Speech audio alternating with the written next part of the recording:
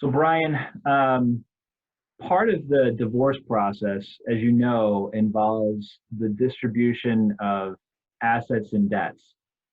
And one of the things that comes up uh, in my cases is, making sure that when you're looking at the assets that you're liquid, you want to have the ability, for instance, if you're going to need to go buy a new home or a townhome or maybe a car, you're going to want some liquidity. But at the same time, you don't want to have all the assets as liquid assets. You're probably going to want to consider, if there's some retirement accounts, having some of the asset distributed to you from a retirement account as well. What do you think about that? Yeah, I've run into this situation as well because you're helping people through the divorce process, and I've also had clients that have been married, clients of mine who got divorced. Or sometimes I work with clients, after a divorce, and I'll work with one of the partners. But I remember specifically a married couple that I was working with, and great people, but they decided to get divorced, and they were trying to figure out, well, they had a little bit of complexity to their situation and how do they split up this money, because they had IRAs and retirement accounts. They had some more liquid savings money market accounts.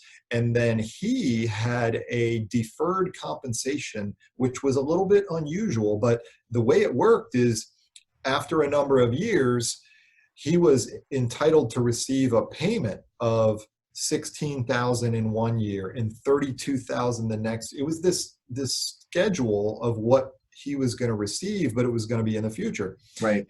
So the husband and wife were a little bit concerned about, well, how do we split this money up in a way that's kind of fair and balanced? And so what happened is, I got on a phone call with the husband, and I had a great relationship with both clients. She actually trusted her husband and me, so there was great trust and relationship between all of us. But I got on the phone with the husband, and she chose not to be on the call. But we just sat there and we wrote out everything he had and tried to figure out, like, what was going to be the most fair. Right. And I remember him saying to me, okay, well, I'll write it in the agreement, and then when I get these payments in a few years, I'll pay her half. And I was, as a professional with a different viewpoint, I was able to say, no, you don't want to do that. If we're getting divorced, we want to try to make this as clean cut and final as possible. You're already going to have to co-parent. You don't want to have financial arrangements and, I owe you this in 10 years. Just avoid that. Let's split it up now. So we totaled up all those pension payments, and we also looked at the IRAs and 401ks, because, by the way, all of this money that I'm describing, the pensions and the IRAs and the 401k, Right. that's all long-term retirement money. If you withdraw any of it prior to the age of 59 and a half, you're going to pay ordinary income taxes plus an additional 10% tax penalty. And my concern is, I wanted them both to try to get a similar dollar value of retirement money, but both get a similar value of liquid, available emergency money. I didn't want one of them to have all the retirement money and the other to have all the emergency money. And now the person who got the retirement money has an emergency, taps into the retirement account, and now you're paying penalties. So I was able to lay it out with the husband, to where I said, honestly, I think this is the most fair that I can see to both parties. Is, you keep your pension. Yeah, you're going to get these payments in the future. You don't owe her any of that, because you're going to give her this money now. So now you have about this much in retirement money. She has about the same amount in retirement money. And now you have this much liquid emergency money, and she has that.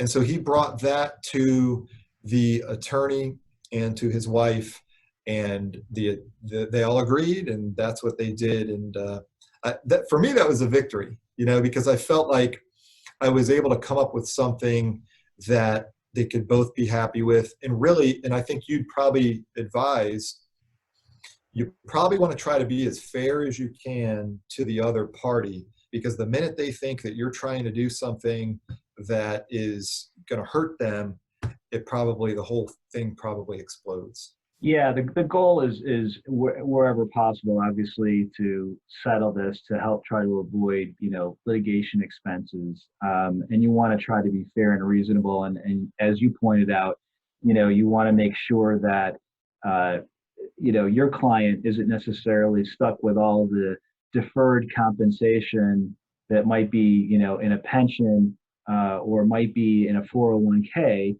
because especially if you're representing the spouse that maybe was the stay-at-home parent, they're gonna want that, but they're also gonna need some money that they can access now that's not going to have any tax or penalty implications. The worst thing that could happen would be that the client doesn't tell you what they're going to need the money for moving forward. They take a big chunk from a 401k, which, as you know, can be transferred from one spouse to the other without any tax or penalty consequence to either party under a qualified domestic relations order. So now the spouse has this new Quadro 401k, which hasn't cost them anything to receive, but then they go and they liquidate it to buy a house or buy a townhome.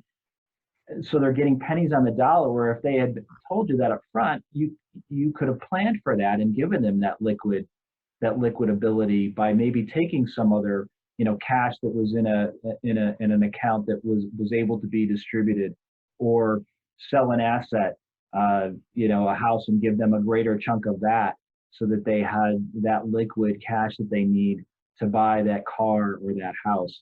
And the other thing that you mentioned that is always sort of the prize that you want is to buy your peace. So you don't want to have to be exchanging financials down the line if there's, stock options or some sort of payout for, past work performed every few years, and then deciding, how is that calculated? You kind of want to see if there's a way to even things out so people can move on with their lives and put closure, to this aspect of their life.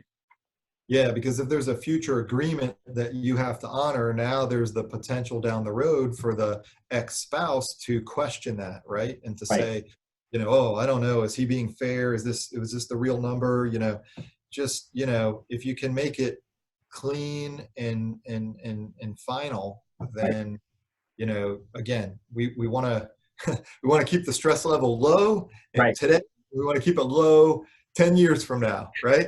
That's exactly right. That's exactly right. And so, I think we're definitely both on the same page that, all of one thing and none of the other may not be what we really want here. We want to sort of have a nice balance between liquid assets and retirement so that you're saving for that rainy day.